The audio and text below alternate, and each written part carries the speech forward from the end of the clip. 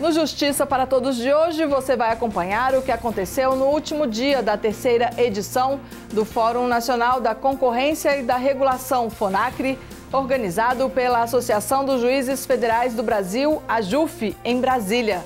No programa passado, nós falamos sobre compliance, devedor contumaz e questões contemporâneas da regulação de infraestrutura. Hoje vamos falar sobre o Poder Judiciário, agências reguladoras e liberdade econômica. Destaque também para os grupos de trabalho e enunciados elaborados e aprovados durante o terceiro FONACRI. Acompanhe o Justiça para Todos, está no ar.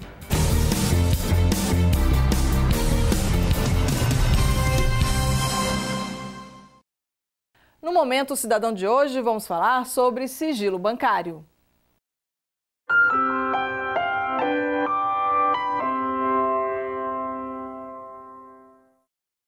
O sigilo de dados, dentro do qual está o sigilo bancário, ele está previsto no artigo 5º da Constituição e, inclusive, é cláusula pétrea, ele não pode ser modificado. Só pode ser o artigo 5º só pode ser modificado com outra Constituição, não pode ser feita modificação de nenhuma outra forma.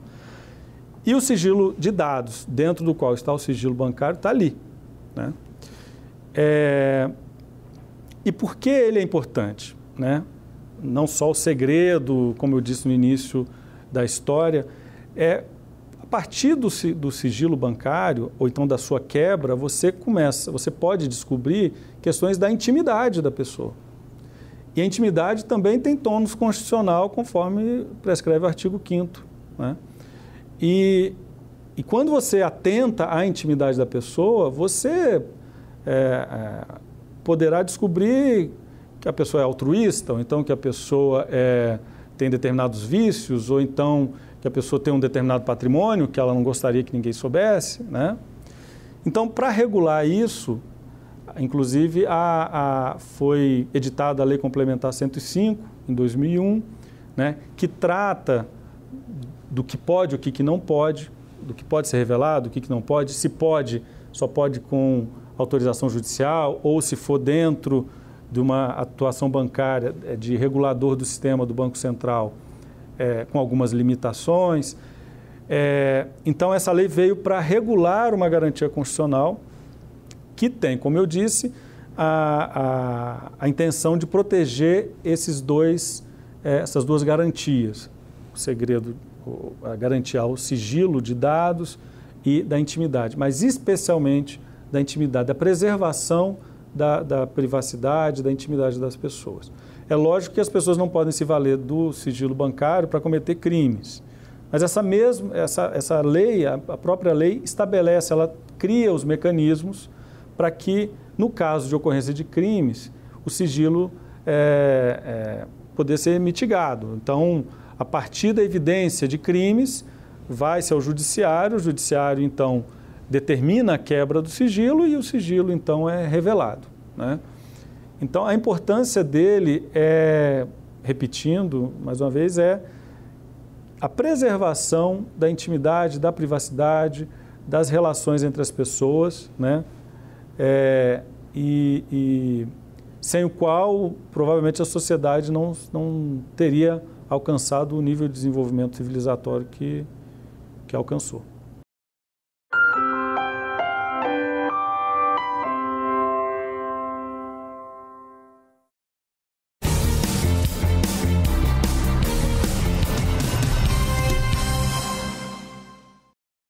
No penúltimo painel do FONACRI, Poder Judiciário e Agências Reguladoras, Desafios e Experiências, foi debatido o controle judicial, regulação responsiva e a importância da implantação de varas federais especializadas em concorrência e comércio internacional. Veja só.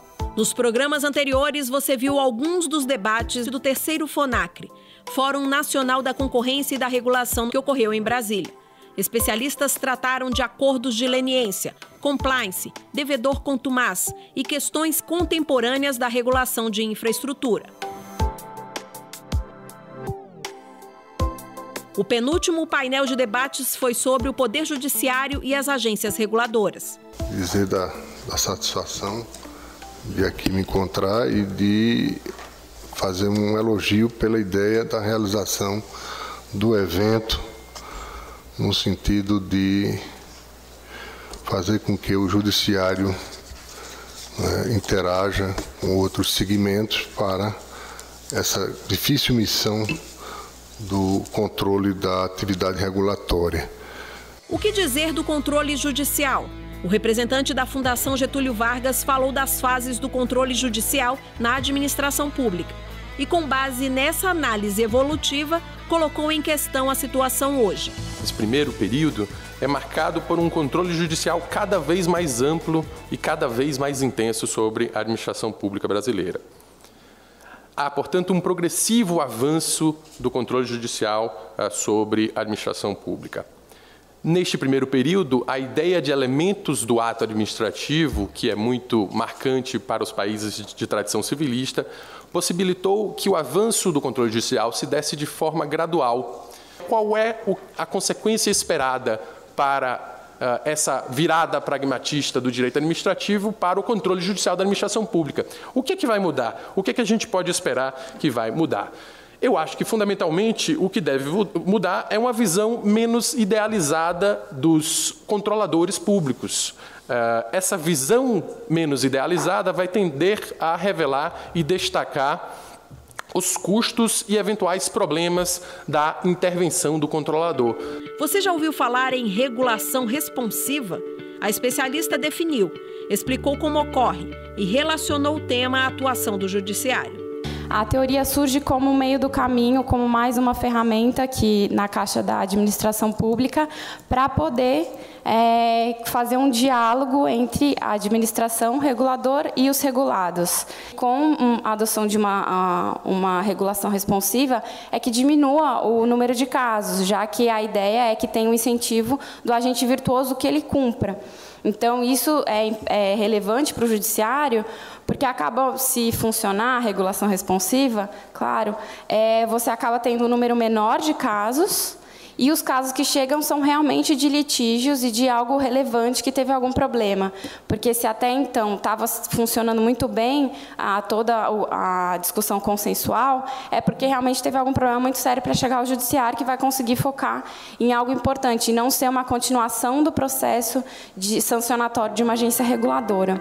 O advogado Francisco Negrão focou a fala na especialização dos tribunais regionais federais do Brasil em concorrência e regulação. Ele citou um dos TRFs que já vive essa realidade e comentou que vale a pena investir nesse tipo de prática. De fato, nós vimos publicamente os avanços do TRF2. Nós não sabemos exatamente qual o status dos demais TRFs sobre o tema. Isso seria interessante saber, discutir, debater. Não é uma obrigação a especialização. É possível que algumas regiões optem pela não especialização. Seria interessante para a comunidade jurídica saber como isso está nesses outros locais. Penúltimo ponto muito relevante há alguma discussão entre os TRFs sobre a matéria? Pelo que nós apuramos, não. E isso é uma pena. Eu acho que seria desejável uma troca de experiências entre os TRFs com o TRF2, porque isso pode levar a um aprendizado das dificuldades encontradas pelo próprio TRF2 e na maior eficiência na implementação, eventualmente, das varas especializadas não exclusivas, além de se adotar, eventualmente, um padrão de desenho institucional e de regras de transição que pode ser único e mínimo para o país. Será que a participação da sociedade tem sido efetiva na administração pública? Como exemplo, Gabriel Dias falou das audiências públicas no Brasil. A administração brasileira, com raras exceções, é ainda muito avessa à participação democrática. O judiciário é o último bastião da democracia. Ora, consultas públicas que cada vez mais avultam o nosso ordenamento são recorrentemente feitas pro forma, de modo absolutamente antidemocrático. Consulta pública, como agora essa, excepcionalmente importante para o Brasil, do frete, em que cada participante tem 2,5 minutos para falar. Como é possível ouvir à sociedade como é possível não ser controlado nesse tipo de ato. O debate foi todo em torno da atuação do Poder Judiciário, né, e o seu controle em relação às agências reguladoras. Então, o debate foi em torno disso, os limites dessa atuação, como é que as agências podem também atuar para que as ações não cheguem no Poder Judiciário, uma forma também de regulação responsiva, né, onde os próprios agências tentariam resolver a questão com as partes para que isso não chegasse no Poder Judiciário. Foram temas de elevada importância para a sociedade e de temas que mostram desafios novos do Poder Judiciário em face da realidade econômico-social do país.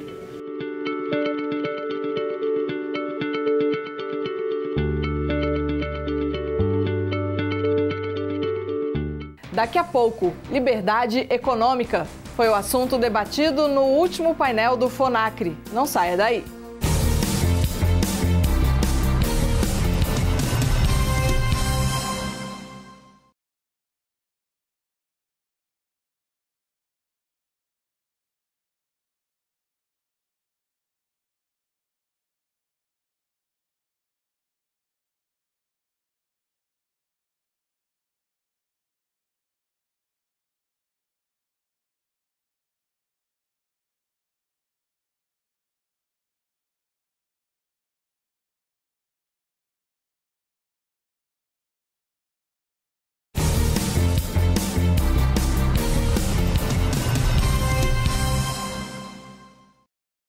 No último painel do terceiro Fórum Nacional da Concorrência e da Regulação, FONACRI, foi discutida a liberdade econômica.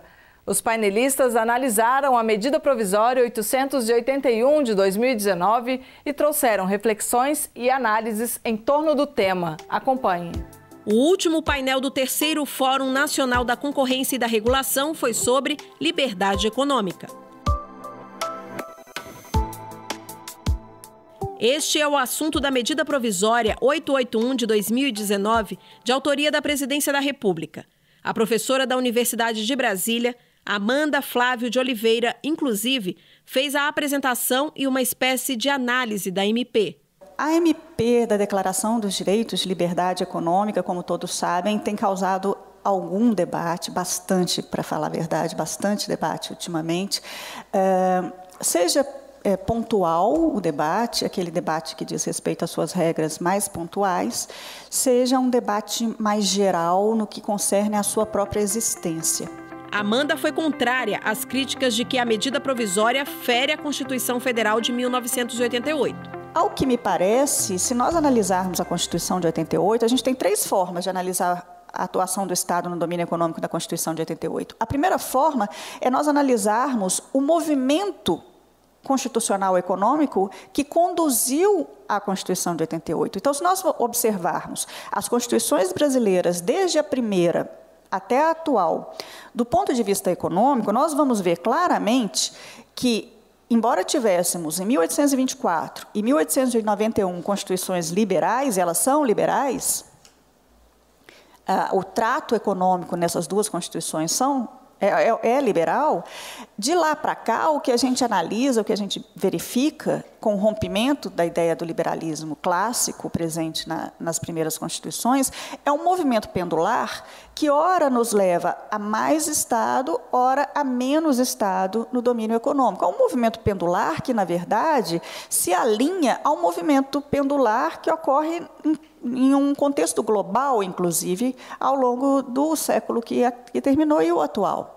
Então, esse movimento nos mostra que, se a gente for comparar o texto constitucional de 88, que está no título 7 da Constituição, mas que também está em outros dispositivos constitucionais, se a gente for olhar o trato econômico na Constituição de 88, em comparação com a sua antecessora, que é a Constituição de 67, com a emenda de 69, me parece bastante claro que a gente está no movimento de recuo do Estado nesse balanço.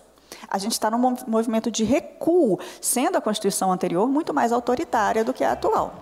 O evento, que deu espaço a tantas instituições públicas e privadas, garantiu também a presença da Infraero, empresa pública nacional que atua no setor aeroportuário. para expor o que pensa sobre a liberdade econômica. Ao fim e ao cabo, o que se procura desse evento é extrair um resultado positivo em relação à judicialização de regulação e concorrência.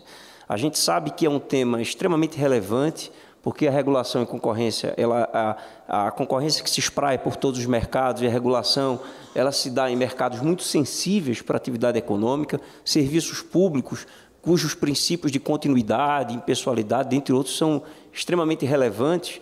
E, nesse sentido, tudo aquilo que puder incorporar uma judicialização mais sólida, mais robusta e mais efetiva para a sociedade é relevante. Daí a lógica desse evento do FONACRI tomar uma dimensão para muito além do que é discutido aqui e os princípios que são trazidos.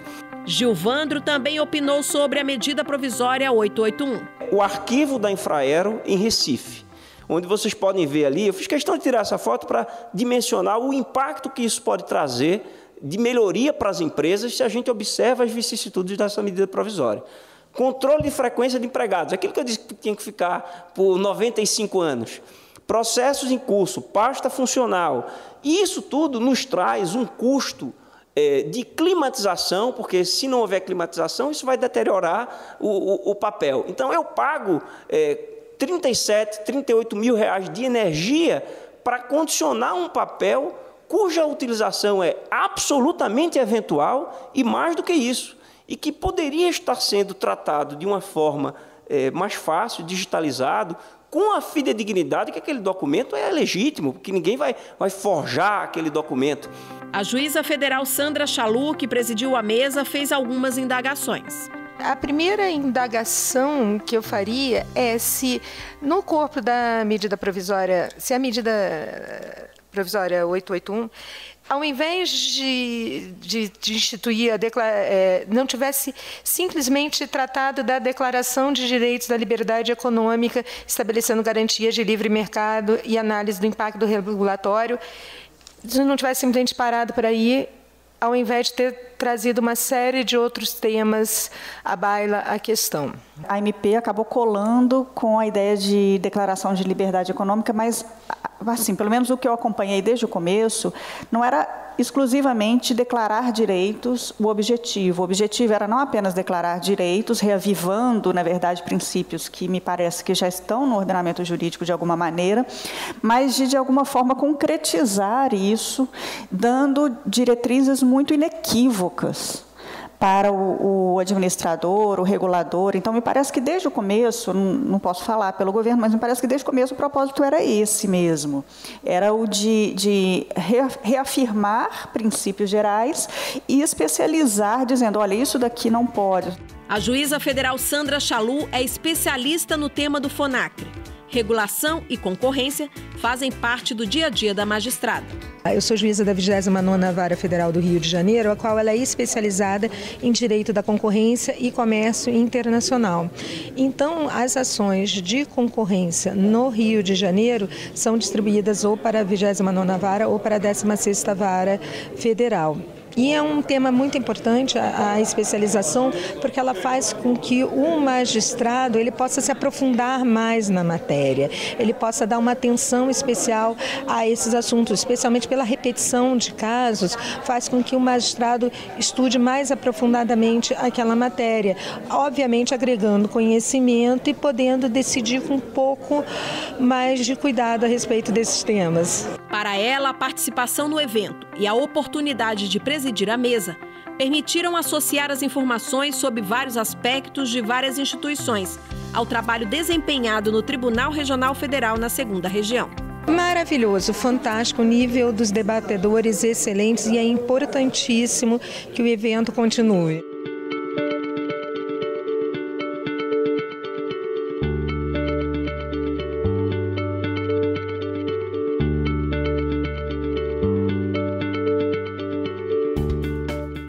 Depois do intervalo, grupos de trabalho se reúnem para formular sugestões para a melhoria da efetividade da Justiça Federal.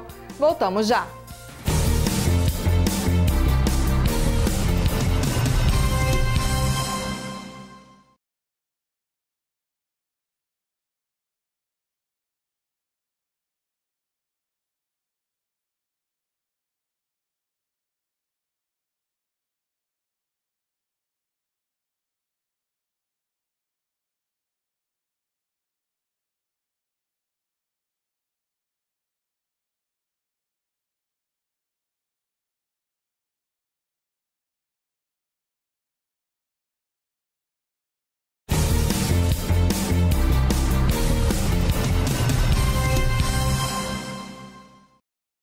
Grupos de trabalho se reuniram para formular sugestões de enunciados para a melhoria da efetividade da Justiça Federal.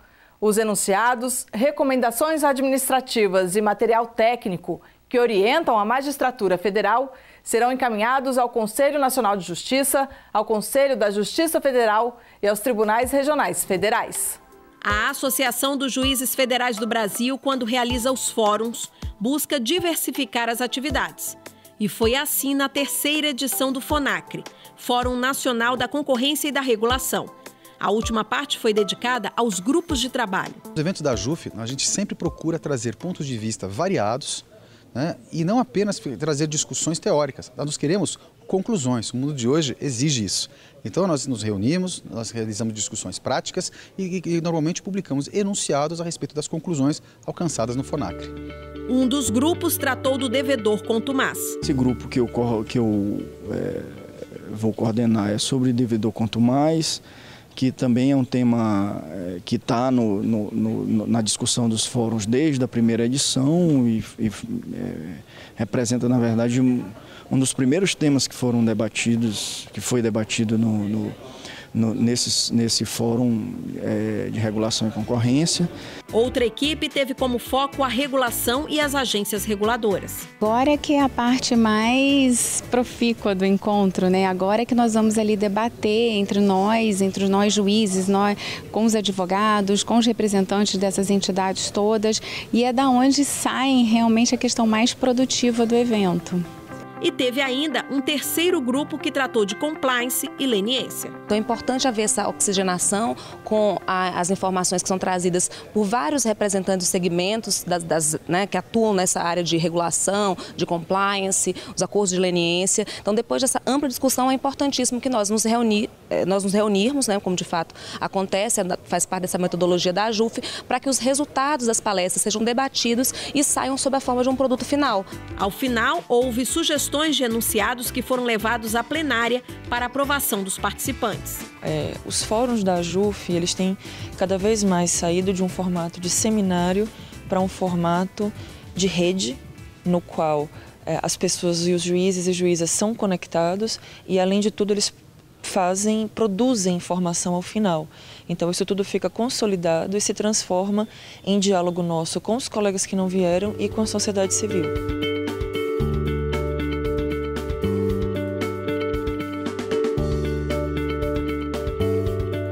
E por falar em enunciados, os que foram aprovados na segunda edição do FONACRE no ano passado em Campinas, São Paulo, viraram um livro. O lançamento não poderia ser numa oportunidade melhor, na terceira edição do Fórum. A ideia foi a de compilar textos que tratavam de assuntos discutidos no segundo FONACRE em Campinas.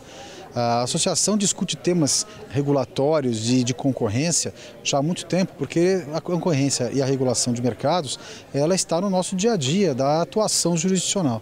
Então, discuti-los nesse tipo de evento é algo extremamente natural e é muito bacana a gente trazer sempre pessoas de vários pontos de vista diferentes, de órgãos externos, do mercado, para discutir esses temas com os juízes federais, promovendo um debate sempre que é muito útil, que é muito rico e foi muito até fácil consolidá-los num livro, já que a qualidade dos debates foi enorme e a qualidade dos textos que está nessa compilação é muito grande também. Isso mesmo. Está tudo compilado na obra Poder Judiciário, Concorrência e Regulação, estudos sobre o Fórum Nacional da Concorrência e da Regulação. Sim, esse registro é extremamente importante, principalmente porque nós estamos falando de assuntos de envergadura nacional. E muito provavelmente, muitos juízes que têm de lidar com assuntos como esse, muitas vezes não conseguem estar aqui presentes, mas eles vão ter acesso ao material, o fruto das discussões que são tomadas aqui dentro de um livro. Então isso é fundamental, um registro histórico importantíssimo para a comunidade jurídica. É imprescindível. Eu acho que não há como se discutir, se trocar impressões sem que haja uma compilação dessas ideias, né? Isso porque o alcance de um fórum ele é bastante restrito e com a publicação nós podemos alcançar muitos setores e muito mais magistrados. Então, imprescindível a iniciativa também muito bem feita. Sim, ali trouxe o que há de mais moderno e o que há em matéria de teoria e doutrina. Então, é uma edição muito importante. Eu estou levando para presentear até meus colegas, porque a gente ali vai trazer uma série de discussões futuras. A terceira edição do Fórum Nacional da Concorrência e da Regulação reuniu gente que entende do assunto e quer debater. Quer e precisa trocar experiências. Profissionais que reconhecem a importância em ouvir opiniões. A variedade de palestrantes permitiu uma ampliação do debate, que pode resultar em melhorias para a concorrência e a regulação no Brasil. Tenho certeza que a terceira edição do FONACRI repetirá o sucesso das edições anteriores e, portanto, eu desejo a todos vocês muito sucesso nessa tarefa, que ela é vital para o país. Então, o evento foi super interessante. Queria agradecer mais uma vez a organização pela oportunidade de participação. Que a gente possa contribuir com as conclusões, com as deliberações, tudo visando a isso, a construção de uma pauta, de uma agenda positiva para o país. Os magistrados federais têm uma altíssima qualificação e são preparados para enfrentar essa temática, que é uma temática do nosso dia a dia, em grande parte, sobretudo no que tange a atuação das agências reguladoras e do controle de atos, por exemplo, como acordos e uma série de coisas que foram abordadas aqui. Entretanto, a qualidade dos professores que vieram faz com que esses temas sejam puxados para a sua fronteira, para o limite do que há de mais novo, mais moderno, que tem sido debatido. Então, é uma atividade que a academia faz, por ser o seu mistério natural, mas que também precisa chegar até nós esse diálogo. E foi o que aconteceu nesse evento.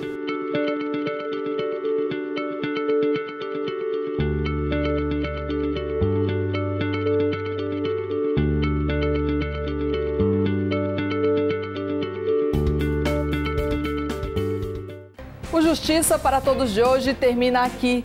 Participe do programa, envie sua sugestão para imprensa@juf.org.br. Você também pode assistir ao programa pela internet, na página da JUF ou no canal da associação no endereço youtube.com/tvajuf. Obrigada pela sua companhia.